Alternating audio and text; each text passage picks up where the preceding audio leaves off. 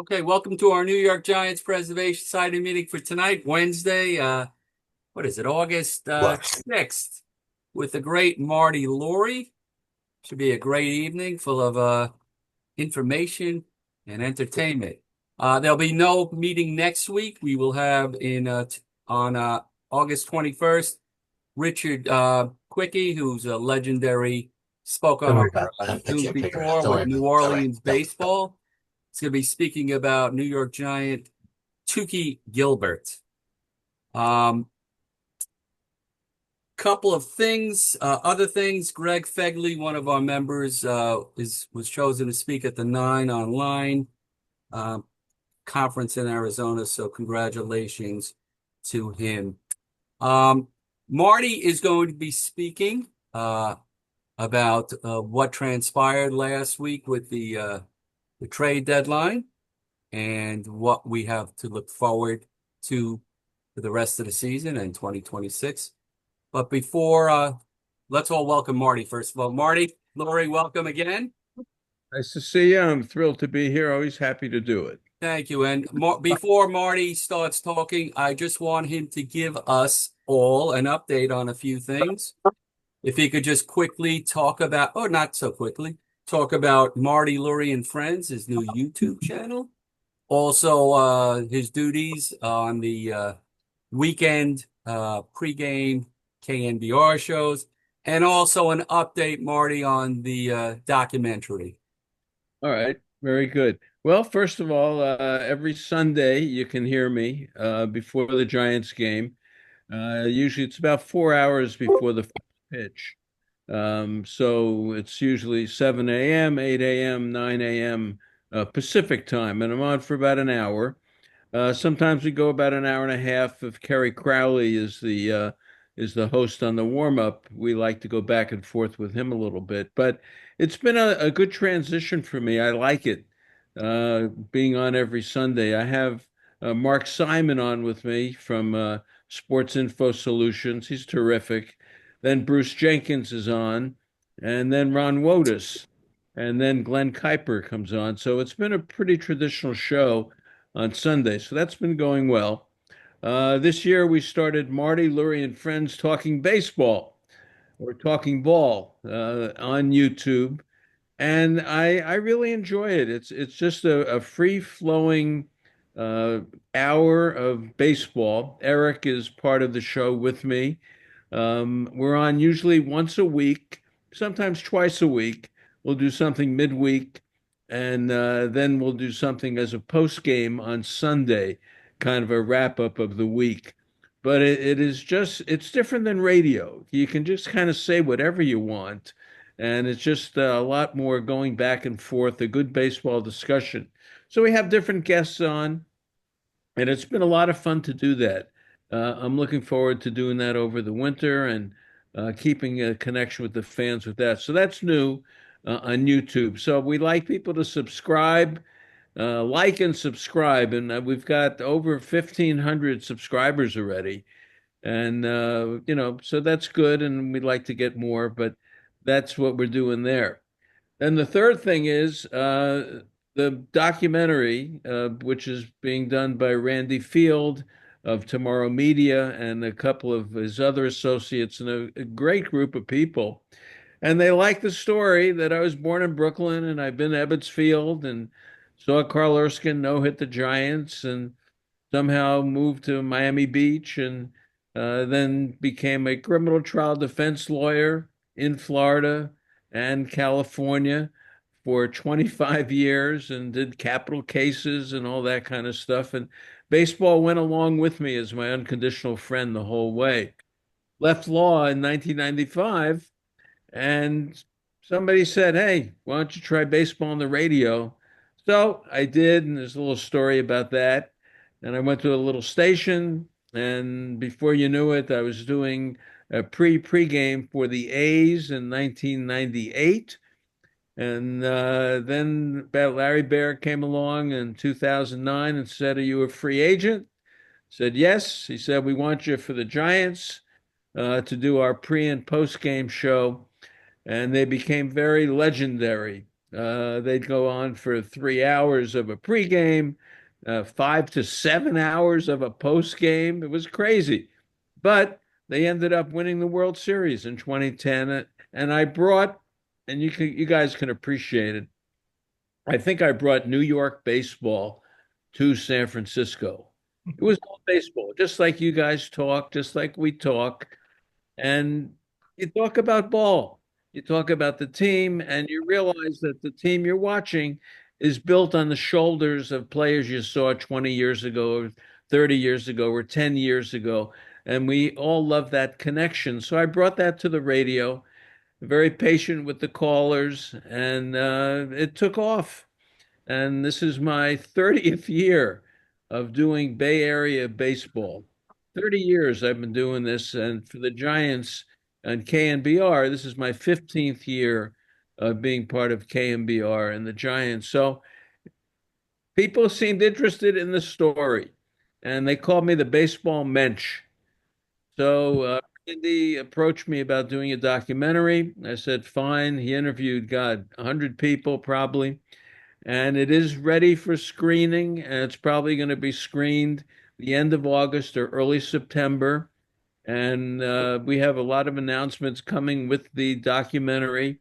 It's about an hour, and I saw the rough cut. It's pretty good. The trailer is at baseballmensch, mensch.com. It's 7 minutes, and you get an idea of what the movie's all about.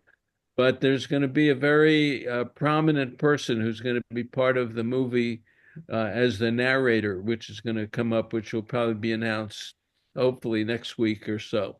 But yeah, so that's my story. And I watch games every day, and baseball is my unconditional friend. I sit around like Crook. I got my ball here. I got my baseball cards nearby, like you guys do. And baseball just is something that is a comfort for me, and the fans seem to like it. And here we are in the middle of 2025, August the 6th. And if we think back to 1951, Mm-hmm. right? The Yep. Giants were 13 and a half back. And of course, we had the miracle in 1951 against the Dodgers. So I tell people, this isn't hockey, it's not basketball, it's a marathon. And until you're six back with five to go, I don't give up. And that's how I look at baseball. It's a day-to-day game, and I think Eric said the Giants are now 5 games behind the Mets for the third wild card. Heck, 5 games! Come on, you can do that in 9 days. And here we are with still with 40 some odd games to go. So a lot of baseball left to be played. Well, we all look very much forward to the documentary. For those of you who have not subscribed to Marty Lurie and Friends, this is a great show. I love the introduction. Yeah. Is it your niece or your granddaughter? Your granddaughter's pipes are fabulous. They really are. Great, great introduction. I love listening to it. It makes me smile. People have suggested she do the national anthem at the game, but she's fabulous. She'll be a senior this year in high school. Much success to her. Marty, why don't you talk about what transpired last week? Your views of the trade deadline and where the Giants are going. Well, they're still playing ball. They're more balanced for some reason offensively for me. The lineup looks a little more solid. Bailey is starting to hit a little bit. He's come up with some big hits here in the last couple of weeks. So the end of the order has sort of come alive a little bit. Schmidt has started to hit now. You got to deal with him. Koss, when he gets in there, something good can happen. Dominic Smith and Mark Simon said this the other day. His OPS is higher than the OPS on average of a first baseman in baseball. And even though he's only had 120 at bats, he's given him a tremendous boost defensively and offensively. So, frankly, I feel they're a little better balanced. They didn't throw in the towel last week although they did complicate things. Losing Rogers in that eighth inning, and we've seen it since the trade deadline. What are they, 3-2, 4-2, something like that, since the trade deadline. But boy, that eighth inning is now a mystery. And before it went to Rogers, and he did his thing, and there's a soft ground ball to second, ground ball to short, and maybe a fly ball, and he'd be out of there. Without him now, that eighth inning is now more or less Walker's eighth inning. And even though Walker's got a great arm, it's not as consistent as Rogers was. So they traded him and got back. They had to replenish the upper level of the farm system in a couple of areas. One is, of course, trading Yastrzemski, who really was a great kid, great clubhouse guy, and all that, but he was a dead spot in the order. So they needed to replenish the outfield. Is it McRae? Is it Matos? And they went out and got this Drew Gilbert from the Mets in the Rogers trade. And he's a 5'9" left-handed hitter.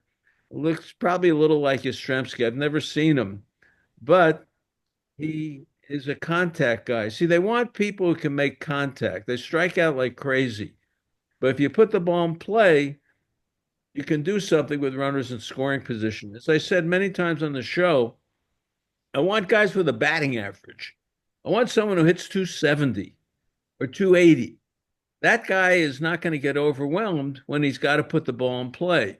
If you have a whole team of 220 hitters or 230 hitters, well, you're going to get good pitching is tough to hit.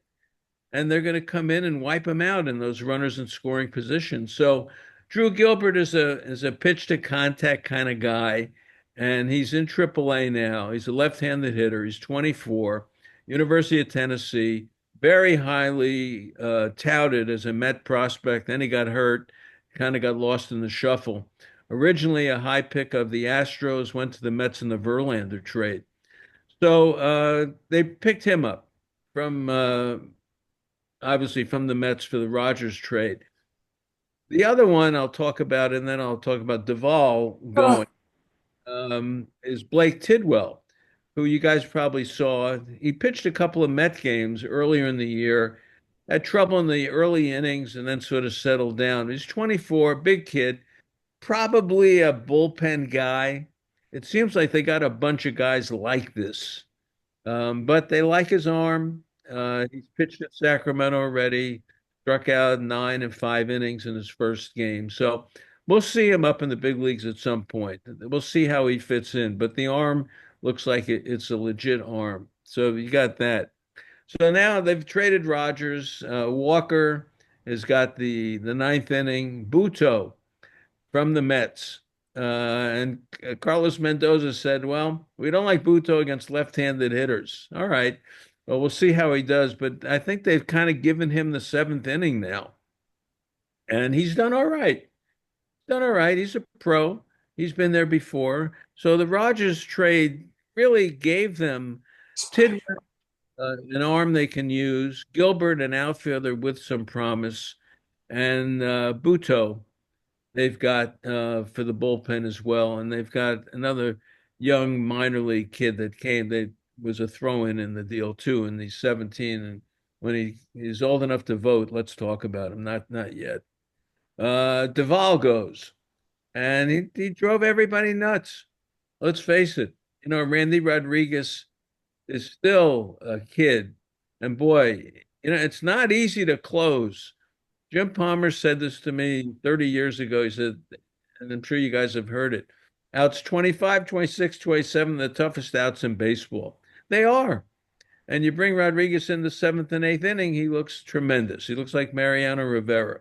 You bring him in the ninth inning, and all of a sudden everybody gets nervous again. He's 3-1 on the batter, 3-0. He coughed it up on the first Pirate game. So he's now the closer. And Duvall was never going to be trusted. He's a slider happy. He doesn't have the command. So he went to the Yankees, and they got back a hitter. It's Jesus Rodriguez. He's 23. He's from Venezuela. and he can play catcher, three or four other different positions, which usually means to me he's not that good as a catcher, but he can hit. And he's now in AAA, and I think we're going to see him up there, even as a backup to Bailey, because Kinzer can't hit it all, and if this kid can play, I like the bat. So they got him and a bunch of other people from the Yankees, but Rodriguez was the big deal. So all in all, what happened, to answer your question, Gary? Rogers is gone, Duvall is gone, Yastrzemski's gone, and Canarcion and Matos and McRae had right field, and Canarcion had a couple of homers. They pulled his hamstring today, so we won't see him for a month. And basically, they got Rodriguez closing, Walker in the eighth, and Buto in the seventh. And they're still the same team, pretty much. And I just say they're more balanced. We'll talk more about the offense when you want to talk about it. But Right. Could I ask you a few questions and then we'll get back to you? I got three things for you. Jose Buto is a major league pitcher. I expect him to be in the Giants bullpen next year. I saw him with the Mets. He's decent, no question about it. Do you think Buster Posey had a handshake deal with Rogers? He's going to be 35. I have this strange feeling he's coming back. That he's going to the Mets for a couple of months, maybe win a World Series, and maybe come back. well, maybe, but at some point, I think Buster understands you've got to build a new team, with some youth here. And whether it's in the bullpen or on the field, you've got to have people who can compete. You squeezed every ounce out of Rogers. Absolutely. What are you going to do? Sign him for 3 years at 40 million? Or is he going to get 1 year at 6 million? Then we're talking. But to get involved with him on anything more than a yearly basis would be too much. I would think not, Okay. but it's not impossible because he's such a nice guy and he fit in so nicely in San Francisco and did such a good job. Let's see how this year ends up. Let's see what Walker does. Let's see what Buto does. Let's see what Carson Seymour does. Let's see, evaluate it at the end of the year. Now, my second point is I saw Carson Whisenhunt pitch on Sunday. Showed a lot of determination, grit, wasn't afraid of the Mets. My question is this: after his first start in San Francisco, all I heard people saying was he's no more than a fourth or fifth starter. Um, why would they, if that's truly how people think, I assume the Giant organization doesn't think that. All they talked about was Eldridge and Whisenhunt, the only untouchables in the minors. What do you think? Well, I think Wisenhut's first start, the stuff was not overwhelming. It was underwhelming to some degree. The changeup wasn't, God, wow, what a changeup. He had some, and he got knocked around a little bit and settled down, but he was a kid. He's a little different. You don't see pitchers usually tattoo the arm they throw with. You know, he was suspended for PED use in college. He's a lefty. He's a crazy guy. I think there's probably a little bit of apprehension with him. But your point is well taken. The second start against the Mets, who were so lefty oriented, he had it together and he pitched a nice game against the Mets. And I would think I want to see more of him. Now he's going to get Washington this weekend, which is another team that he should be able to, if he throws the ball the way he's capable of throwing, he should be fine. Right. We'll see. He got the Mets. And as I say, lefties kill the Mets. We know that. And the Mets are really struggling. So he got a break there. But let's see him down the stretch. You're right. But they had two open spots here for starters.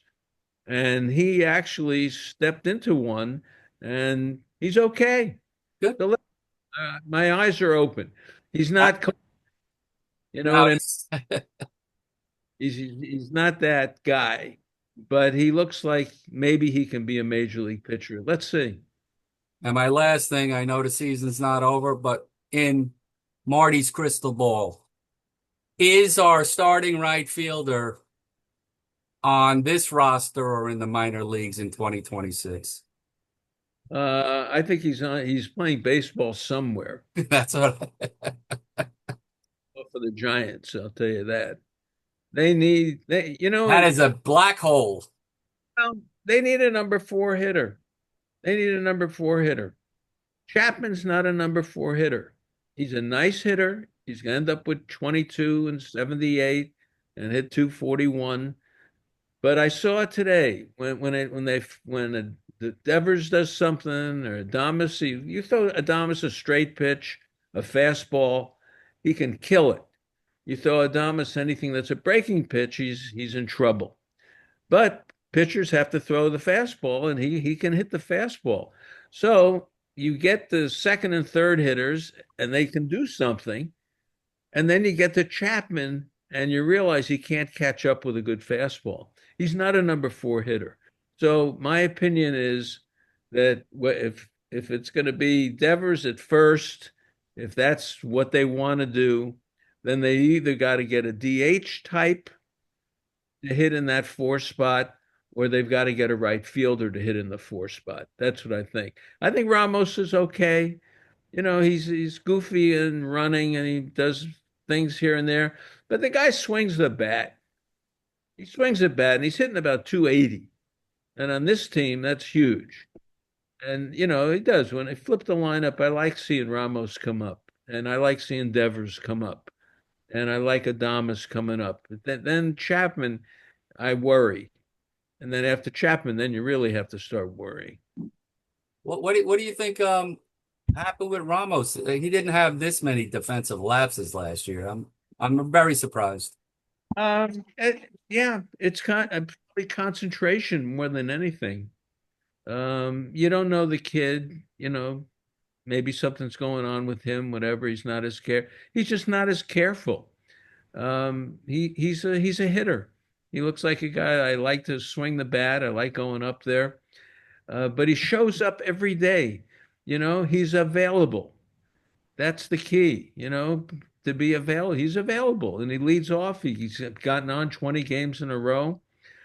But look, the infield fly rule, he got confused. He runs through stop signs. He runs from second. He botches the ball in the outfield all the time. He may be more comfortable as a DH, and that may be the spot where he ends up. And he's good enough to be the DH. I'd like to see a little more power out of him. Maybe at the top of the order, he's just trying a little more contact. He's cut down his swing or something. But if he is going to be the DH, you want to see some more home runs out of the guy. And we know who your preferred leadoff man is, correct? Yeah, and he's starting to hit too, and that's the Jung Hoo, and he and look, they've gotten through to him. He's cut the swing down to some degree, and he's hitting the ball on the ground. He's hitting it to the left side, and he's slapping the ball a little bit more.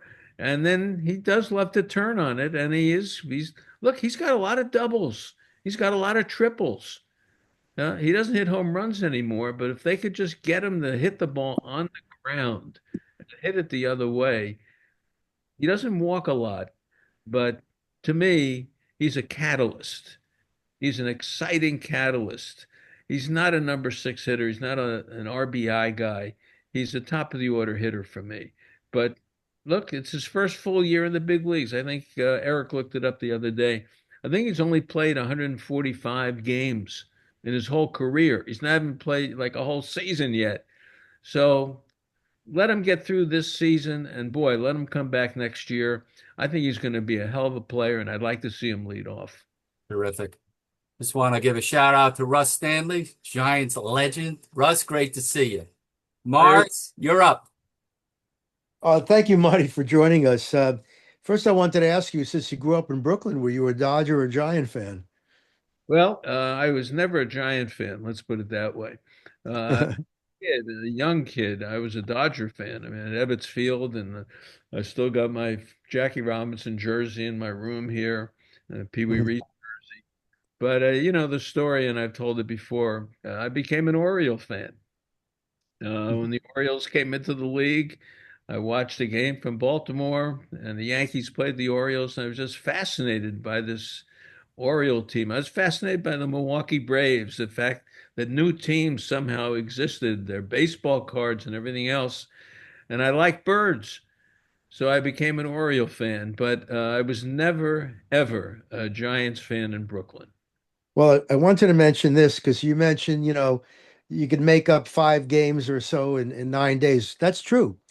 But also remember in 1951, Magley and Larry Johnson won 23 games, Right. and the game was a lot different then. And that brings me to Rogers because, you know, you see a low ERA, right? And you say, oh, that's terrific for a relief pitcher, right? Because it's more important for with a relief pitcher, an ERA could be deceiving. And I'll tell you what I noticed about Rogers. He comes into a game, there's a runner on second. He gives up a single and the run is not charged to him. So his ERA doesn't go up or down, right? And that's what I saw too much about Rogers. Okay. And, then Duval would come in and completely blow the game with lack of control. Now, I want to mention, because you mentioned Ebbets Field. I've been there twice. I saw a doubleheader with the Cardinals where Stan Musial hit 5 doubles to all fields. Then I saw one Giant Dodger game there because we lived in Manhattan. So going to Brooklyn was like coming to California on the trains. Had to take 3 trains from Upper Manhattan. But I remember we went to Brooklyn because my mother's aunt and uncle, who were college professors from Europe, we went to visit my mom's aunt and uncle and their children who turned out to be doctors. My pop, being a blue collar guy, had nothing in common with him. So after a hot chocolate and a cup of coffee, we went out to see the doubleheader at Ebbets Field, and then came back to pick up my mom. So we only spent maybe a half hour with my mom's aunt and uncle, you know. And so that was my experience with Ebbets Field. But most of the time, we went to the Polo Grounds. Thanks very much. Thank Yeah, you. a pleasure. Paul, you're up. Hey, thank you, Marty. By the way, thank you, Gary. Marty, thank you so much for coming on. I Sure. like the point that you made and on a couple of things, and I think you're real sharp on this stuff. I think Dominic Smith has been a real great asset so far. He did a timely hit today, made a great defensive play. I think he does give him some power, and there's grit. And all you want to see is these guys be able to kind of do that and come and do that well. And then on left field, I think I like Ramos. Gary and I met Ramos last year when he came to New York with City Field. We kind of just wished him well. But you're right. I mean, he's a really good hitter. He gets his bat on the ball. But yeah, he's like Dr. Strangeglove in left field. But so I think. But your point about putting him as a DH might make more sense. I was listening to the talk on MLB Network about hitters in the National League, and they said I think it was only, and I hate this guy, I forget who the San Diego Padre player, the third baseman, not Arenado, but Machado. anyway, yeah, and so but they said he's the only one hitting over 300. So I think you're right. The pitching is very difficult, Yeah. and you got to get the bat on the ball, and that's really it. And Gary used to point out the amount of strikeouts that Giants hitters were committing. It's like, I mean, we're told as kids, when you're down, it's 2 strikes, you got to choke up a little bit and cut down on the strength of the swing and just make good contact. And I'm wondering, has anybody ever heard those things anymore? So anyway, thank you, Marty. Yeah, yeah, they don't teach it, but that may cost Pat Burrell his job because they strike out too much and then they don't have that approach. And I've said it, I want a guy with a batting average. I don't want a 220 hitter. I want a guy who can hit the ball. Look at Toronto, the way they hit the ball. Right. They, Yep. certain teams, and the Brewers are another team, they swing the bat and they move the ball around. And those teams are winning teams right now. So I think it's important. The Dominic Smith thing is a real quandary for me. He should be part of this team. I mean, he's like I don't think Wilmer Flores will be back next year, but Dominic Smith is like a Wilmer Flores. You can bring Yeah, him off the bench, he can play. You don't want to overuse him. But the right, big question for me, honestly, is Devers. And I just don't know.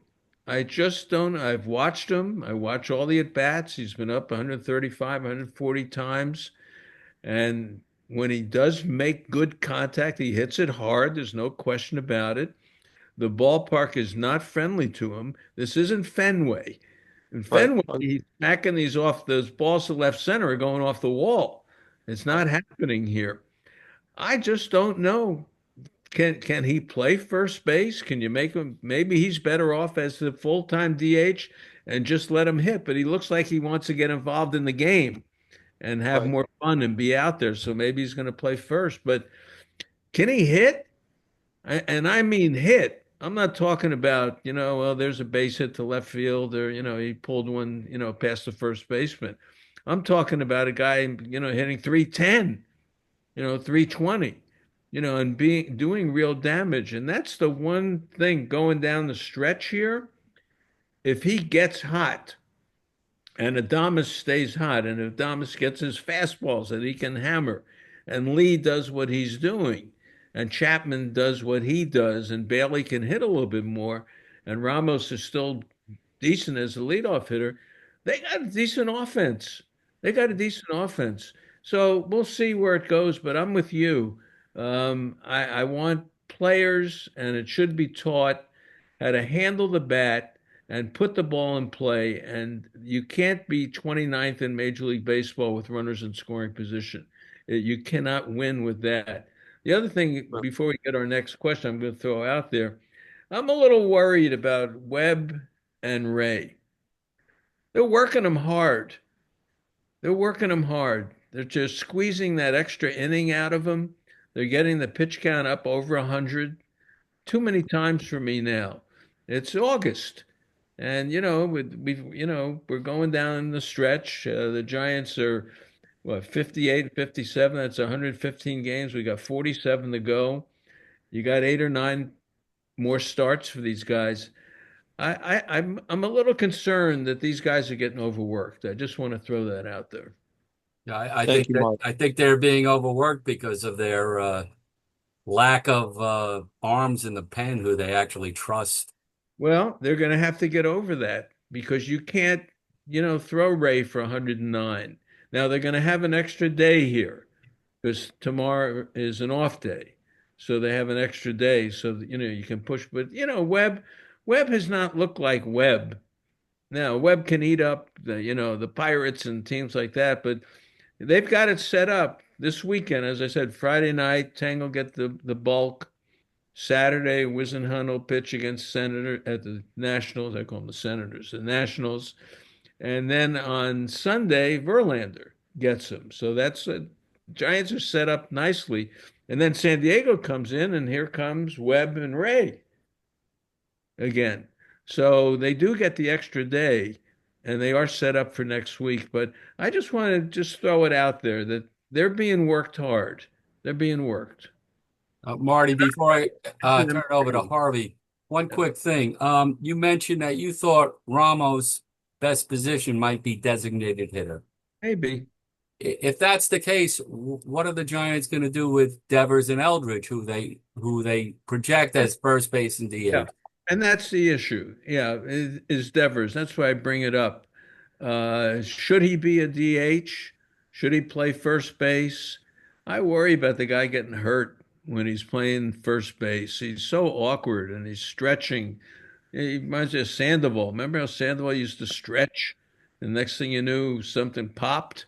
And just watching Devers around the bag, it's different than third base. It's just different.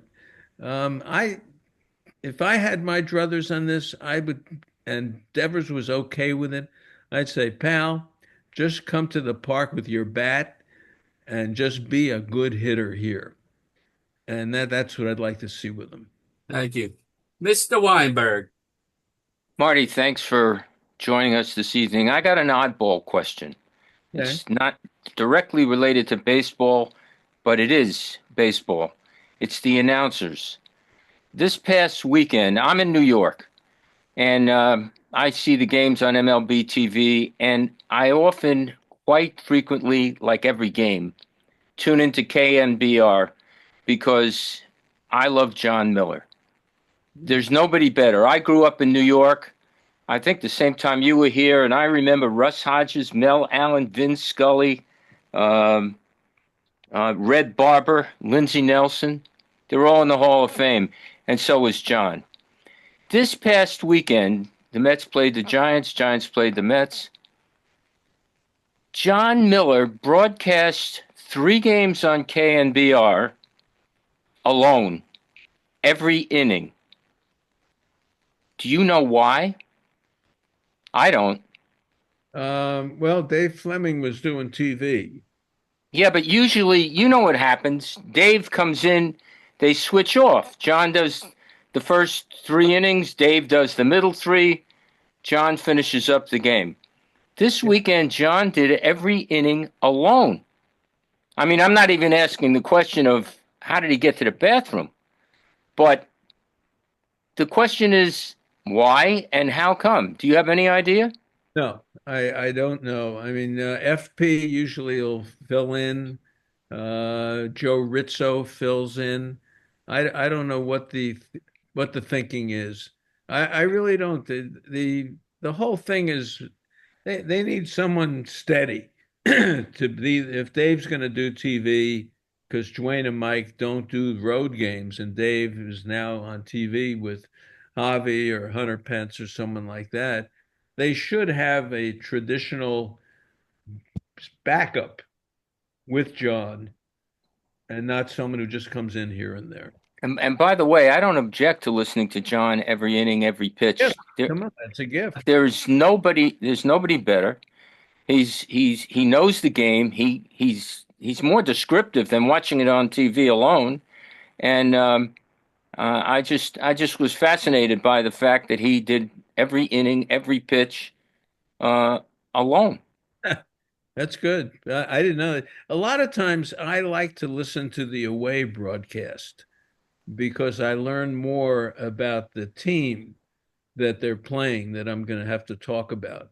So a lot of times I'll do that. I'll listen to Gary Cohn. You know, if the Mets are playing the Giants, I'd rather listen to Keith and Ron Darling and Gary Cohn, to tell you the truth. They're And if, great managers. yeah, They're great announcers. I'm sorry. and if I'm in the car, I'll put Howie Rose on. Yep. Howie and I have the same dentist. He's the best. I love Howie. Yeah, You know, I- the New York baseball, why I love it is that Howie Rose can talk about Ed Kranepool or, Jay Hook, and then he can talk about Johan Santana, and then he can talk about today's game. And he could do it all within 2 innings. He could touch upon everything. Gary Cohn's the same thing. That New York baseball is built on things that occurred in New York and part of baseball so many times, so many years ago. And these announcers do it. They're beautiful the way they do it. Sometimes, even for John and Dave, they don't delve back too far in Giants history. John does. John, I'm going to stick up for her. Don't say anything negative about John to me. I'll tell you, Oh, he's. And I'm just saying he knows the history. He knows he brings it back to New York, even though he's a San Franciscan. He's a native San Franciscan. But he brings it back. Anyway, thanks, Marty. yeah, good question. Thank you, Harvey. Mr. Coleman. Marty, thank you so much for being here. I got to tell you, when I hear your voice, it's comforting to me. Because I hear you on the radio, and it's every time I hear your voice, it's like I relax. It's like I'm talking to a baseball friend, even though we don't talk. So thank you for everything that you do. Thank you. And I also appreciate, since the trade deadline, I've spent a lot of time defending Buster on the moves that the Giants made. And today, when you're talking about the deals, it was refreshing that there was someone who was kind of agreeing with me. I think the team on the field is actually a little bit better than it was before the deadline. I think that cost replacing Wisely is an improvement. I think that Budo replacing Doval is an improvement. I think that, well, unfortunately, I was looking forward to Encarnacion coming back and that being an improvement over Yaz, but I still think that McRae, even though he strikes out a lot, I think there's more potential there for him to make the team better also. The Yeah. only hole being Rogers is a big loss. Yeah. Um, my question, you had mentioned, we need a cleanup hitter for next year. Up until this week, I would not have suggested this, but in the past 10 days, Bryce Eldridge has hit like 8 home runs. And all of a sudden, in 33 games, he's got 11 home runs, 39 RBIs, hitting 264. Do you think he could be our cleanup hitter next year? For next year? Yeah. Well, let's see how he finishes this year.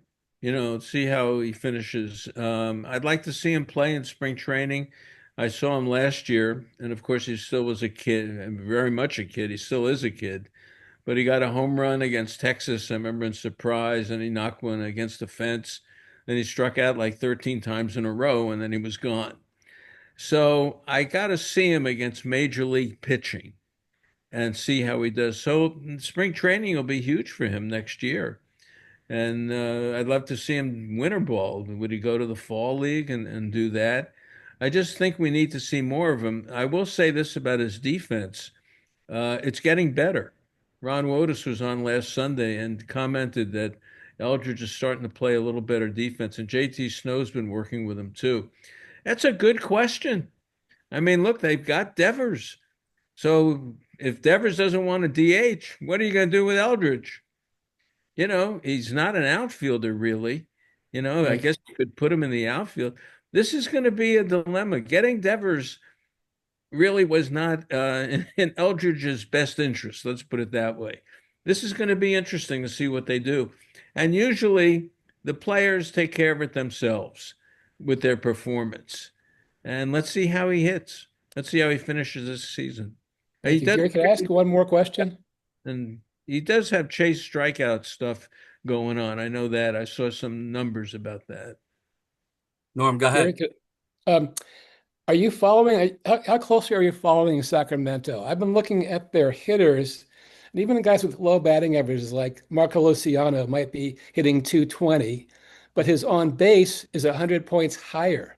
And I'm seeing that with a lot of the players in Sacramento, where their on base is significantly higher than their batting average.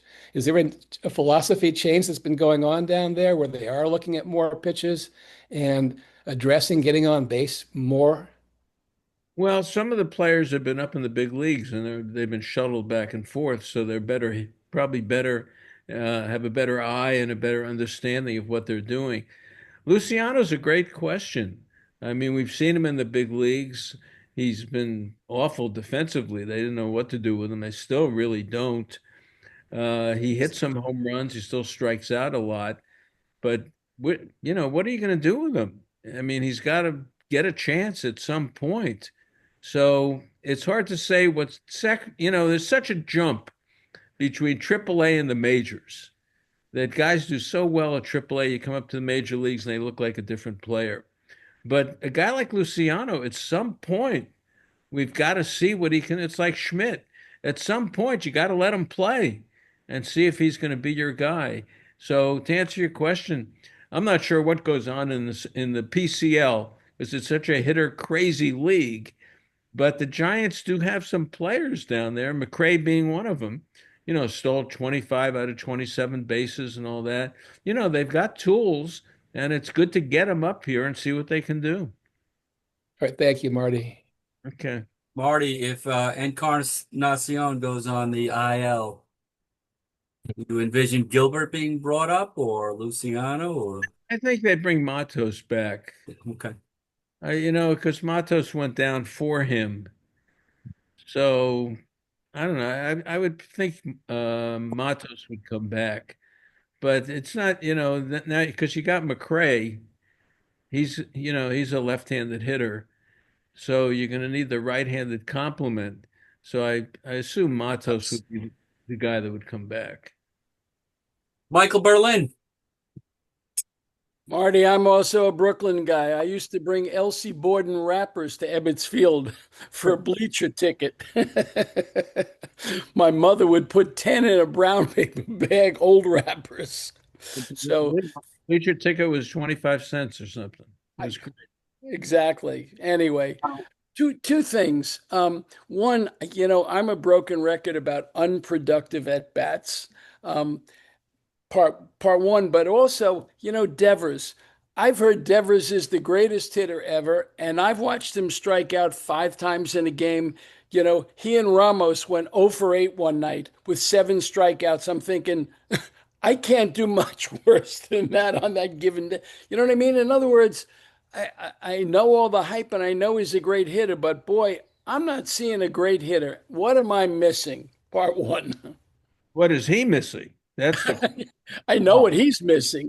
he, I thought he had the Yaz hitting tape. he's late, and we had someone on the show, I forget who it was, and talked to the scouts, and he's just late. He's late on the fastball, and he's late on, and he's not recognizing the changeup away. Where he's reaching for that pitch away. So it's hard for me to say. I've never seen the Devers who everyone raves about. Now, when he's hit the ball hard, I mean, he had a home run against the Mets, didn't he? Wasn't that the home run he hit? He just crushed the ball in the upper deck there. Sunday. He's was it Sunday? Yeah. Yep. Yeah. Sunday. So he has hit the ball hard from time to time, but he's late. He's not connecting, and he's striking out a lot. Yes, he is.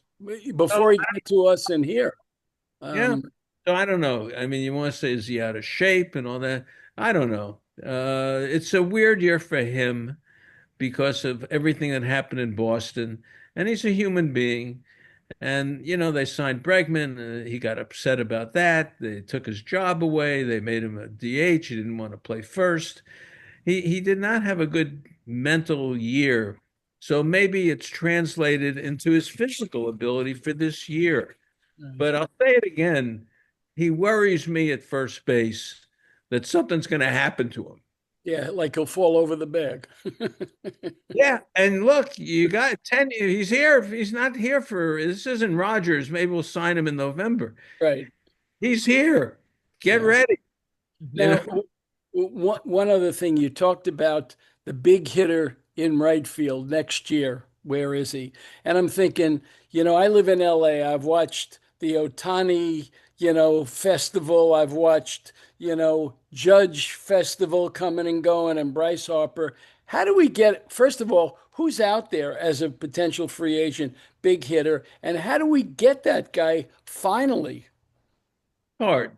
It's hard to get a hitter here because you got to overpay. I think it's going to have to be done through trade.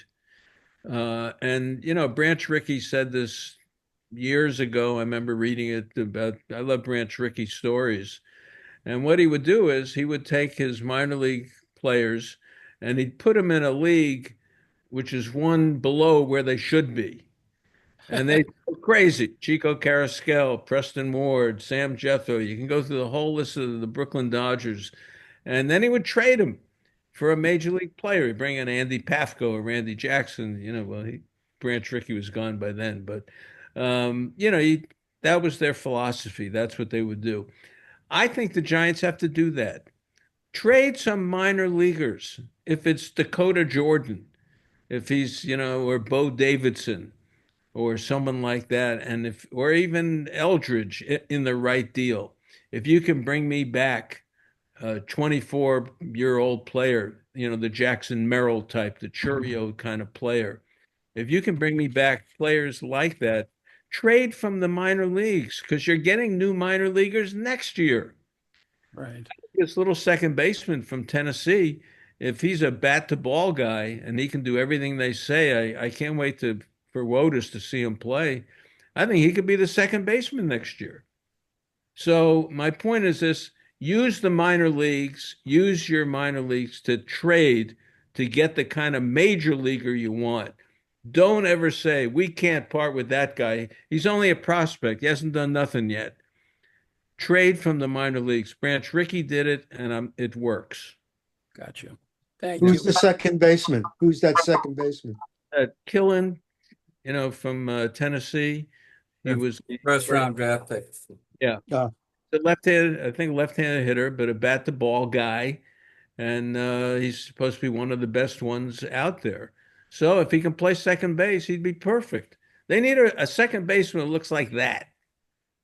Does Schmidt impress you at all? Yeah, well, he's a third baseman playing second.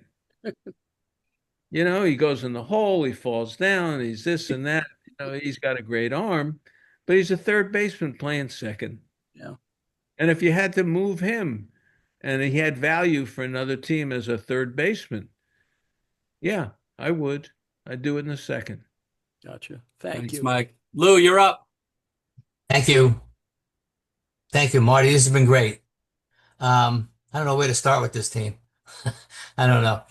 We made a deal for Devers, and it's looking like Boston all over again. I mean, where was he supposed to be slotted? He wasn't happy DHing. We got Chapman at third. First baseman would be nice, but now you got Etheridge in the mix. I don't know how well thought out this was. It was a steal, but where are we going to put this guy? And he's got to be better. He only plays half our games in our ballpark, so he's got to be better. I know he's hit a lot of balls hard, but he's not finding all the right spots, and it is late. He is late, so that's just one of my issues. Logan Webb. Yeah. Logan Webb, I could be his biggest fan. I could be his biggest critic. He's got to be better. He's got to, 6 innings is, I know, ordeal these days. Marichal used to have 25 complete games, but 6 innings is such an effort, and he's got to be your ace. He's got to end losing streaks. He's got to continue winning streaks, and there's a lot of times he falls short of that. And I commented to Kurtenbach, the writer out of San Francisco, that in New York they'd probably boo him on occasion, and he said, "You know what? I hate to say this, but I said that to Logan, and he said, 'Well, I'm not New York,' he said. So that's a terrible answer, but he's got to be better. He's got to be better. He's got to be your guy, and he hasn't been that. He gives up runs in the early innings. I mean, maybe he needs to go see a shrink or whatever. But every game we're behind 1 or 2 runs, and then he's courageous and he pitches 6 innings and we're down 3-1 all the time. He's got those early inning runs. It's more mental, I think, than anything else. So that's my take on him. But Robbie Ray's been great. He's a Cal All-Star. He's terrific. Matos, I just think he needs some work in left field. He's a solid player. He's just all of a sudden he seems to really be struggling, but I don't think he struggled a whole lot last year. And it's just something they have to work with him on. Lee, I know I wasn't expecting Ichiro, but I expected more of a Matty Alou type slasher hitting, but he has too many weak ground balls, too many pop-ups, and hopefully they're working with him as well because I think he's going to be a terrific player, but I got to see a little bit more from him. And I think you're right. He's got to hit higher in the order. I agree with that. So where else do I go from here? I don't know. It seems like Adames is coming around a little bit, but too many strikeouts. And I look at his numbers from the Brewers, and it's, he's like halfway there. We expected more, and hopefully it'll get better. Well, he's not hitting in Milwaukee. He's hitting in San Yeah. Francisco. Different. But he's playing decent shortstop. He was very erratic. Yeah, no, yes, yep. The whole game was erratic early in the year. He settled down nicely. Yeah. Like I say, he gets a pitch that's straight, that's a fastball. He's got that uppercut swing. Yeah. And under it, he can do some damage. And now he'll chase like crazy, but pitchers can't throw 9 sliders in a row. And he's going to get a fastball, and he's been hitting it. And he brings a lot of enthusiasm. He brings a lot of enthusiasm, which is it was missed. So Good cheerleader ever, really. It's like miscongeniality on the team, nice as can be. I brought Webb up earlier in my comments. I think Webb's a little bit overworked. The All-Star game coming back and forth. He's pitched a lot of innings. He started using the four-seamer, not to get technical here. He was throwing it up in the strike zone and he got hammered. and he went back to the changeup, and he's trying to be more of a pitcher and using different things. He's not the same to me. He doesn't have that snap, that crispness, that swing and miss stuff that he had before. Now, he may, maybe get a second wind now, which happens to players all the time. You know that as we go down the stretch, they straighten it out. But I'd like to see a little bit more from him, a little bit more. But I worry about Webb and Ray being overused when they don't need to have him out there. Maybe you can go to the bullpen. They got to straighten the bullpen out. Losing Harrison, losing Hicks, Duvall, Rogers, that was a lot of bullpen that's not there anymore, and it's being replaced by guys that are not quite as strong as the ones that are leaving. First half of the year, we led the majors, so it's not like that anymore. In the bull, you get to I used to say, boy, you play 6 innings. If they're leading 3-1 after 6, it's over. You go to Rodriguez to Rogers to Duvall and goodbye. That's it, and it was over. And now you don't have that anymore. They've got to work in this bullpen. Lee is a kid. He's 25, 26 years old. He's still a kid, and he's just learning how to play in the major leagues. Came from Korea. He didn't come from Sacramento. Korea, facing Korean pitching, and now he's in the big leagues, and we think he should hit 350. I think he's done a great job, and be patient with him. No, I like him. Be patient with him. Ramos as a defender, man, he can't go back on the ball. He has trouble in the gap. He runs into the center fielder. I don't know what to say. Is it just concentration? I don't know what to say. Yeah. But you can't have another, if Devers is a DH, you can't make him the DH. And, it's going to be a problem. They got to figure out what to do with Ramos. And if he's going to be the left fielder, he's got to play better. Learn better. Yep. I hear you. Thank you, Lou. Anybody have a question for Marty who does not know how to raise their hand with the computer? Michael, you want one more question and then we'll wrap it up? Go ahead, Mike. Quick one. Robbie Ray, am I correct? Can he opt out next year? I hope I'm wrong because I love watching him pitch, and I'm thinking he's losing games 2-1. I don't want him to go away. No, they had a 3-year deal, and he's here. He's here this year, and they have control of him next year. Yeah, right. So he's here. Gary, may I ask one more question? Yeah, Mike, he's a free agent at the end of next year. We'll take another good year from him. Yeah, look. Morris, go ahead. Marty, he does his job. Marty, I got a good question for you. I'm sure we've all watched Koufax, Marichal, Gaylord Perry, Don Drysdale, Bob Gibson, and even lesser known pitchers that would pitch 250 to 300 innings at all. Why would you say that Webb and Ray are burning out? And this is because of the way they're trained. More than anything else, they shouldn't be burned out if they're aces. Well, but that's the way it works. Some aren't. I mean, you have the Verlanders, the freaks of the world, the Scherzers, people like that who can do it. And then you end up with the modern pitcher who, if he goes 220 innings, my God, and how's he going to pitch in October? Well, then this goes back way back to high school on how the modern baseball player is trained. And it goes not only for pitching, it goes for hitting with the uppercut instead of contact hitters.